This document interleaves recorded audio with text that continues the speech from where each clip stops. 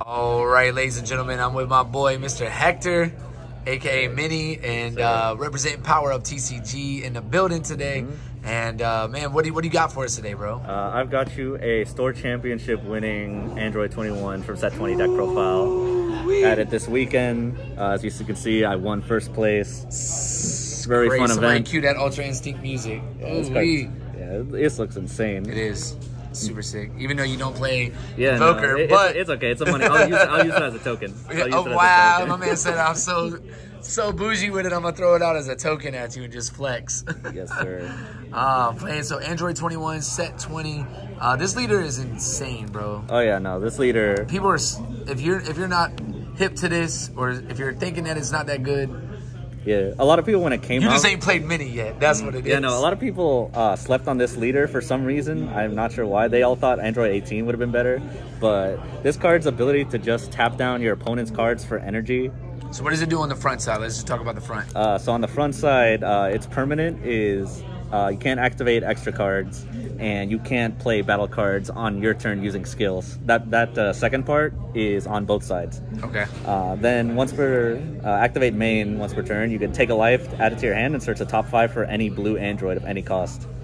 Nice. And it awakens at 4 life or less. Yep. That's the only bad thing about it, but yeah, which isn't hard for you to do because you're gonna do that quick. So yeah. Well, no, the not using extra cards is also a pain because you can't Dimension Magic or Sensu Beam early on. So the way the way this deck struggles is the early aggression because you can't use extra cards to stop any of that stuff. Yep. But that doesn't matter because once you get to the Awakened side, it becomes a whole new game. Yep. She's a monster on the other side. Yeah. So on the Awakened side, she still has the permanent of not being able to play battle cards through their skills on your turn. So you can't play Bad Omen from the energy. You can't counterplay on your turn, stuff like that. Yep. But you can use extra cards again.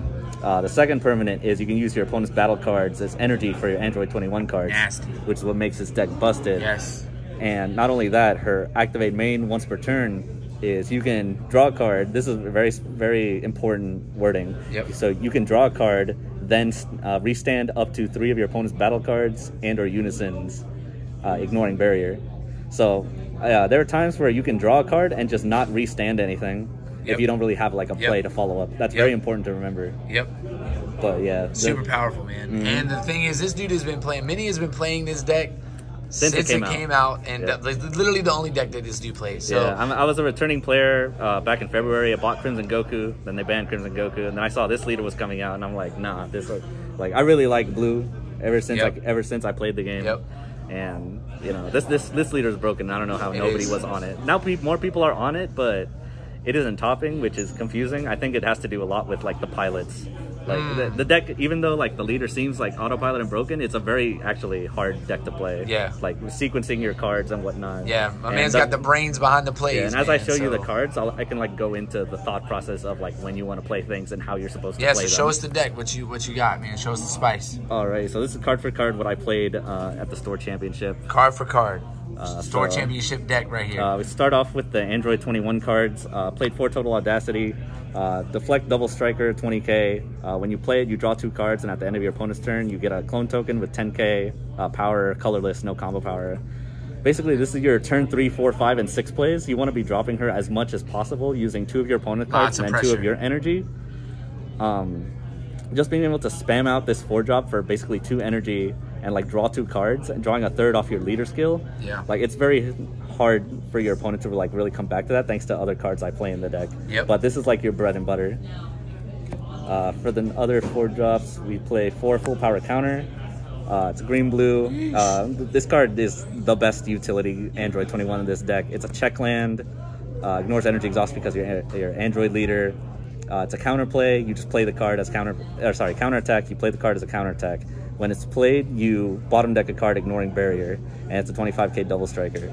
So usually you'll have 1 in energy at least, and then you just have 3 more to work with, whether you want to charge them or leave them in your hand to counterattack them. Yep. And another thing is on play, if play on your opponent's turn, they can't attack with non-leader cards unless they bottom deck a card from their hand and their Z energy. So it's a sort of small floodgate. Yeah, it's also a floodgate, probably the best floodgate in the game that isn't generic. And then combined with like other negates, then you can basically baby hatch them like almost every turn. And I think a lot of people are afraid of playing this on their turn. You can just play it, bottom deck something, and then swing with 25k double strike. And why not? Yeah, and it's the cost is a bit higher because it's 2 blue and 1 green. 2 blue, 1 green, 1 colorless. Yeah. So you're not dropping it constantly, but the times you do, it's actually very powerful. Even on I've been on the receiving end of that sometimes, and it sucks. Yeah. 3 Wavering Will. This is the only one I don't max out on as far as the 4-drops. What it is, it's just a 4-drop 20k crit blocker. Counterplay, you just play the card, and if it's played on your opponent's turn, you draw a card. If it's played on your turn, you get to bottom up the card. Is it a counter for 4 energy? Yeah, it's a counter for 4 energy, but it's more expensive because it's 3 blue and 1 colorless. Got it. But what's crazy about this card, its utility comes in, they play a card, and on the counterplay window, you can tap down their card that they just played in order to drop it. So this is really good against like big bomb monsters like the Sun Gohan and Goku 8-drop that green plays. It's good against SCRs. And I play 3 because I don't want to see it all the time, and it's searchable, so I can see it when I need it. So that's why I only play 3 of that. 2 Bad Omen in the main. This card is nuts. You can't play it out of your energy like the other Android 21 can, but basically on play, you crit a life. Well, first you have to send one of your energy to the drop, which doesn't matter because you're ramping in this deck thanks to the Z deck. Which we'll get to that in a minute. Yeah, but you get to crit a life and KO one of their battle cards. This has a lot of uses. Not only can it end games when they're at 1 life, but specifically in the Majin Vegeta matchup, say they're at 2 life or 3 life and you're scared of them bombing, you just play 1 or 2 of these to put them down to the 1 life, and their bomb becomes irrelevant. And also sometimes you could just play this against like other decks just so they can't sparking negate you with like a token negate or anything like that. So yeah, this card's like very good. Only 2 of them because you can't really combo with it that well, and you're not going to be playing it a lot because it crits your energy. Yeah, for sure. But still, very good card. And for 8-drop, obviously, outside of Total Audacity, this is probably the best card in the deck. There's a lot of text. A lot, but it's It costs 3 blue, 2 green, and 3 colorless. So essentially, like 5 of your own energy and 3 of your opponent's battle cards. Yeah, I know. I need a 4th SPR. My man needs a 4th. Yeah. So what it does is it has deflect, double strike, dual attack. On play, you get to nuke the entire board, ignoring barrier. You could choose up to them, so you can choose not to nuke the clone token to keep the extra energy on their side of the field. But basically, it nukes the whole board. And when once per turn, if your opponent were to activate a counter skill, they have to discard 2 cards from their hand first, which is absolutely devastating in a simplified game state. It is. And I've dropped this as early as turn 3 on some people, especially like swarm decks that like swarm the field. Yeah. But yeah, this is basically looking at you, AOD. Yeah, but a lot of people don't play this card correctly, and they get punished because they think that they'll tap out and it'll just survive. But a lot of cards can like be put into play from your opponent that could just get rid of it, and then you're just stuck tapped out. So is that kind of the only downfall, you think? Yeah, but you can easily play around it by just like summoning it and then just passing. I mean, that's fair. Yeah, you just play it as a board wipe, and then you restand 5 of your energy. And just, if you're like very scared of like anything that could pop, things like the Sun Gohan blue battle card, the 8-drop, that can just kill this for free for like 3 energy in blue, and stuff like that. So just play smart with this, and you should be good. Oh, and it's also a free 10k combo because your leader's an Android. Yeah, and then of course SCR. Yeesh. Card's insane. Yeah. This card is really good. Yeah. So it's an 8-drop and it's an 8-drop everywhere except in your hand and on field. That's very important because things that can destroy 4th cost or less can actually pop this card. Yep. But basically, when she comes into play, you choose all of their battle cards, and ignoring barrier, you can put them underneath this card. And for every 2 you choose, you can add a card from the top of your deck to your life. Up to a maximum of 2 life, so which is just good. Regaining life, basically. And once if this were to leave the field by any way, you can send the cards from underneath her to their drop. Somebody plays a card that would get rid of a 4 or less. Just get rid of those cards underneath it, and you're fine. And it's a 40k blocker with dual attack. important thing to note, with the Z battle cards, they don't actually go underneath her, they leave the field. But because this card says for every card you choose, for every 2 cards you choose, not every 2 cards you add underneath her. So you could still choose the Z battle cards, and they would still count for the life gain. Yep. Same thing with SCRs, and same thing with cards with indestructible that actually don't leave the field. So that's very important. That is good. But yeah, this card, that helps out a lot. Yeah, I think I saw this card like 4 times yesterday. Yeah. So and it's searchable because the leader skill can actually grab it, the Unawakened side, because it can search any cost. And this is an 8 cost in your deck. Yep. So that's all the Android 21 cards. I think it's the perfect ratio. You don't need to run any more. No need to run any less. For the consistency cards, I run 4-pan. Kind of don't need to explain it. You play a draw card and then you give it to your opponent, and it's basically free energy. You tap it down for one thing, restand it with your leader, tap it down for another thing. Yep. Just free 2 energy. Free utility, man. And other times you can just like play this early and then not give it to your opponent to then use on their next turn. Fair. And this also helps with the SCR to flood their board so you can get that 2 life. And for speedy substitution, I played these because this searches, like I said, this searches your SCR, searches your 8-drop.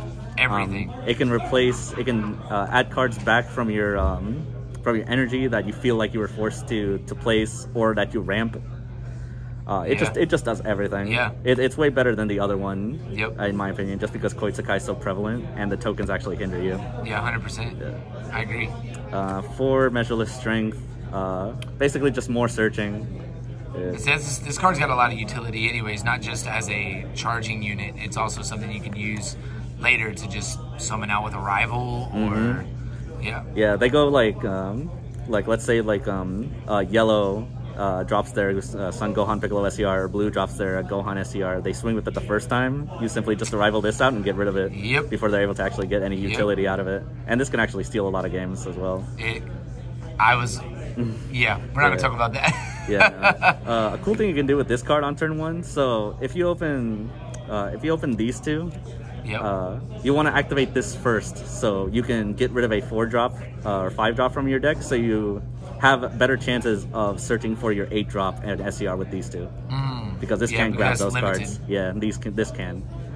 So just neatly, and then you can, if you have to charge this, you can then pick it up with this to add some more defense to your turn. I love this deck. This deck's so consistent. And for super combos, I played 3 Bionic Blitz and 1 team up attack. Nice. I've tried every single super combo. This is just the best one because of the leader's Unawakened side. You can't play extra cards, meaning your defense is a lot more limited. And if you were to play the other super combos, those usually can't be used unless you have 4 life or less. So these are just like the perfect cards because it also punishes your opponent for attacking you. Just negging them a card every turn. Every turn. Yeah, and essentially goes, instead of you losing a card every time they swing, then now it's a 1-for-1 at worst. Yep, and what does the other one do? Team attack, it lets you restand a multicolor energy, basically. I was playing 4 Bionic Blitz for the longest time, but I kind of like the theory of the utility that this card can bring. Because there's always that one time you may need that extra energy up, when you're like, I might need that counter. Yeah, because sometimes your combo power can get a bit expensive, or it sets up your other defensive plays, like I said, with your counter attacks and your wavering wills. 100%. So this ratio, it's been working fine. I've seen a lot of success with it. Yep. Nice. Then for the last of the androids, for defending friends. Of course. No need to explain. This card's insane. One of the best floodgates in the game. And with the full power counter, it just becomes like a baby hatch on your opponent's turn. Because then if they want to keep swinging, they have to bottom deck 2 cards from their hand and 1 from their Z energy. Doesn't come up a lot, but... Ain't nobody trying to do that. Yeah. Pass turn quick. That's it for the androids. For the non-engine androids, I decided to play 3 Kusu in the main. This card is actually like really, really good in its utility. When it's played and when it's comboed, your opponent has to bottom deck a card from their hand. But when it's also played, you bottom deck a 6 cost or less, and it's a counterplay. So this hits a lot of stuff in the format. It's because barrier isn't as prevalent in most meta decks that I've seen. Yeah. And also, at worst, you can use it to, with your speedy sub, you can pick up a multicolor that you want in your hand and just place this if this isn't like doing too much, or if you have too many in your hand. Yep.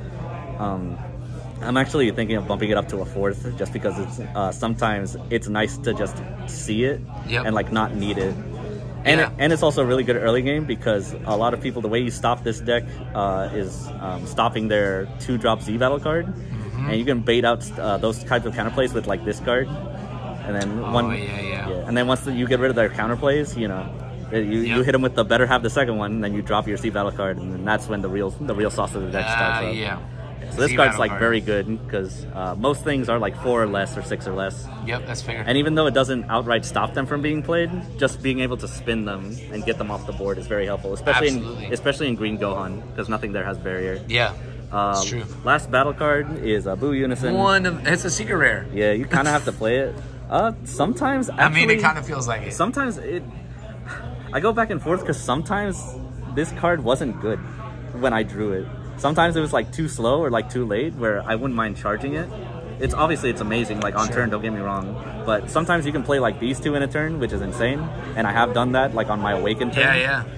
And like this card still has like good utility. Obviously it's not as good as it used to be like at 3, and a lot of times I've thought about like siding it out, and I think that's perfectly fine. But it's still correct to play. I don't think you need it, but I mean, if you're playing blue, it's still correct. And you're getting as much energy as you got, you might as even well though you don't need it, I think it's still correct to play it.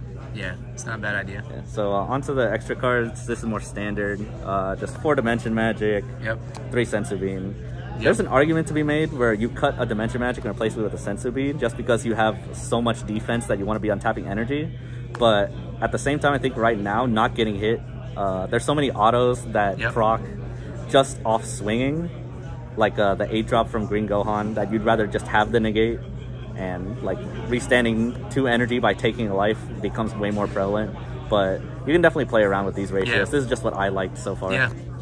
And then last 2 cards, I decided to main 2 Absolute Release Ball in the main. These were basically my 50th and 51st card of the deck. You run 51? Yeah, 51. This is basically just to hit yellow floodgates and blue floodgates. And some Z battle cards don't really have a deflect on them. So this can really punish them. I don't think I used it once on a floodgate. I used it like on a Z battle card. Is that what you find yourself usually using it for? Or yeah, but in the mirror? Yeah, in the mirror for like their Z battle card. But you have to be at 4 life or less to actually use it, and that can kind of conflict with the SCR regaining your life sometimes. But it's still a good card. If you don't want to main deck it, you can side deck it. The only thing is it does nothing against Green Gohan. That's the only thing. It's a dead card. Yeah, so like if you're assuming a lot of Green Gohan's going to be at the tournament, just take this out of your main and side it. It's still good against like blue and yellow. Yeah, absolutely. So going on to the Z deck. And so this, you've been playing this deck for a while, man, and I know you've been trying to like kind of perfect it in a sense, man, and I feel like you're coming close to that. I feel like I'm very close. I feel like you're getting close. I think Gen Con will be our ultimate test. Yeah, for sure. We'll talk about that in a second. Go ahead and get that Z deck in there. So Z deck's pretty standard. I run 2 of the 2-drop and 2 of the 4-drop. There's arguments to run a 1/3 of this, and it has come up where like a 1/3 of this would have been nice, but it's not necessary. This card actually being stopped isn't as consequential as people think, because especially like in the yellow matchup, because you play it, they tyrannical blow it.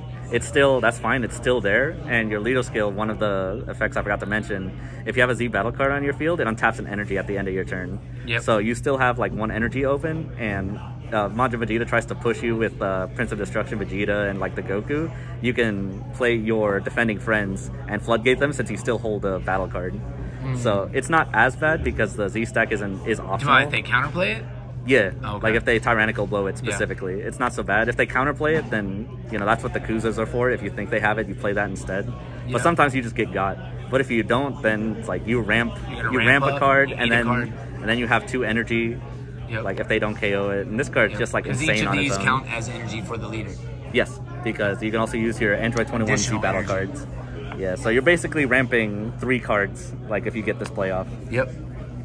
Super good. And like I said, you can play, and the second one is there, like I guess this is important, the second one is there simply for those turns where you're going in for a big push and they token negate you, and you have 1 energy open or like a couple energy open, you tap down the token negate, the token blocker, and 1 of your energy to make the second one of this, so they can't block your next incoming swing. And at that point you usually have swung with like your 8-drops, so they had to spend the token negate and then discard 2 cards in order to just stop that swing. And then they hope the blocker will stop your second swing. So you simply just tap it down, make a second of this, and then you just go for game. Nice. So that's the utility for running the second one, and it's come up a lot. I can see that. Yeah. And then this card, you know, you just put like other things underneath that gain their abilities. Yep. For those, I played one Beerus Annihilator, one Cell, and one Vegito. Yep. Usually the Vegito is what you want to put under this. I've never actually swung. There have been very rare times where I've given it triple strike to swing into this. Most of the time it's just been barrier. Yeah, most of the time it's been barrier. So that's why I play Beerus. Back then, I used to play the Goku that would discard your hand if you had 10 or more. But Beerus is just like better utility overall, and I don't really hard summon him most of the time. I just put him underneath my guy to give barrier so I can still have the Vegito. Yep. Cell is just insane this format. It hits everything very hard.